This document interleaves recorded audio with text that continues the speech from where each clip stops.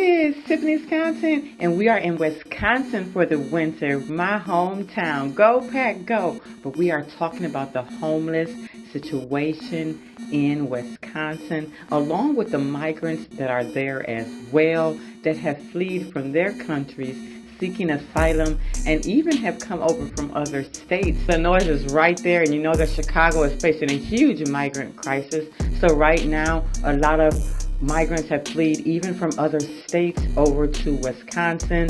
So they're in woods, they're in a lot of different places. You see tents around. Again, these pictures are from previous years. This has been going on since 2018. Over 70,000 migrants has fled to Wisconsin alone. Right now, they're in a race to get all of the homeless and migrants out of the streets before the winter hits.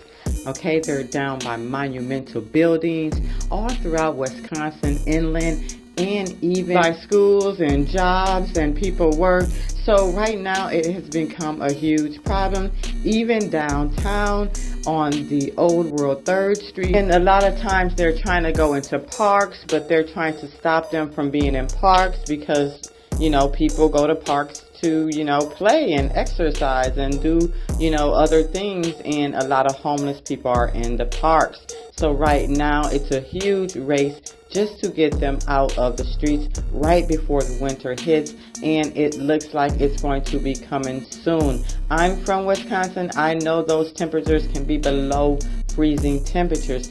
It's even interesting that you're going to see employment authorization now signs holding up by them because they want to work. A lot of migrants are out there still seeking work and trying to make the government change the rules for them coming over here.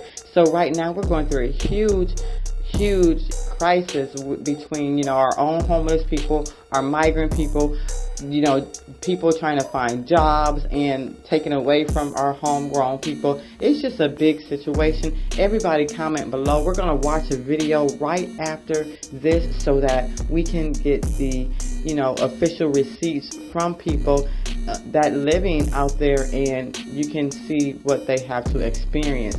It's Tiffanys content. Like, share, subscribe. Now we're going to watch the video, and make sure you comment below, share this video, and subscribe. Milwaukee police, elected officials, and county housing employees are set to hold a meeting later this week. They plan to discuss the issue of homelessness and county parking rides. Bill Miston joins us live. Bill, this is where some people are actually choosing to live.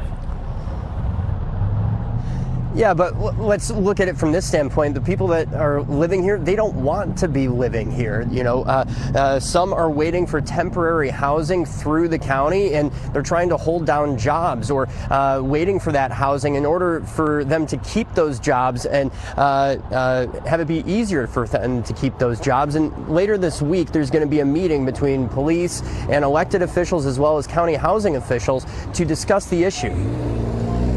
Just a stone's throw from the interstate exit ramp is where Heidi Langer calls home. She doesn't want to. A place to live. I mean, that's all I keep wishing for and praying for. Langer's one of at least a handful, if not more, of others who live at the park and ride. We have nowhere to go.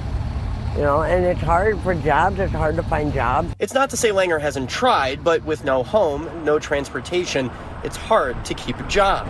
So she's hoping the county's homeless housing program comes through and doesn't want to be around much longer. No, definitely not another winter. Has this been an issue that your office has known about for a while? Absolutely. In fact, the existence of folks who are unhoused in that park and ride lot and others across the county has happened for years. County Supervisor Ryan Clancy's district borders the Holt Avenue Park and Ride and includes the College Avenue locations. It's an ongoing problem, and by its, I don't mean the presence of folks in a place that they're trying to feel safe and living in their vehicles because they have no other options. But our lack of affordable housing and the reasons that we have homelessness to begin with. In 2020, the county passed a resolution declaring a right to shelter, providing shelter to people who are homeless or lack access to someplace safe to live. But Clancy says funding hasn't always kept up. Eric Collins-Dyke and the rest of the Milwaukee County housing outreach folks are doing an exceptional job with the very few dollars that we give them. I would ask that the community not react to people existing in a space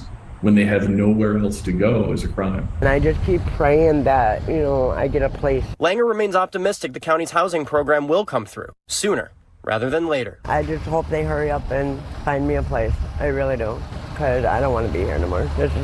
I can't do it no more.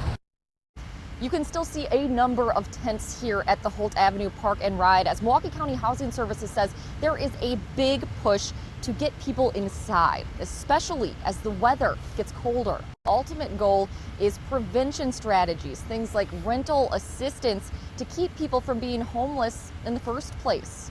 In Milwaukee.